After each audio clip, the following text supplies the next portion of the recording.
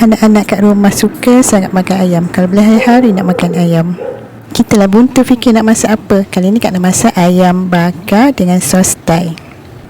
Perapan ayam Kak nak guna kicap pekat manis, kemudian sos tiram, cili flakes ataupun cili powder, sos cili dan sedikit minyak. Rap dalam peti ais dalam setengah jam pun dah cukup.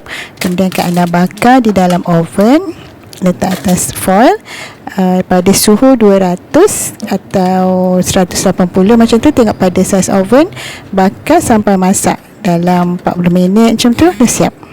Untuk Thai sos ni Kak nak guna resipi kara aming, cina api, cili merah ikut pedasan masing-masing, bawang putih kita tumbuk-tumbuk pecah-pecah je, dan dah lumat macam tu masukkan sos tiram, sos ikan, perahan limau nipis dan juga gula. Untuk daun aroma gunakan daun ketumbar yang kita hiris nipis. Jadi siaplah sos Thai resipi kara aming. Ayam pun dah siap masak. Tengok pada suhu oven masing-masing. Bolehlah jadikan juadah makan. Cuba nak.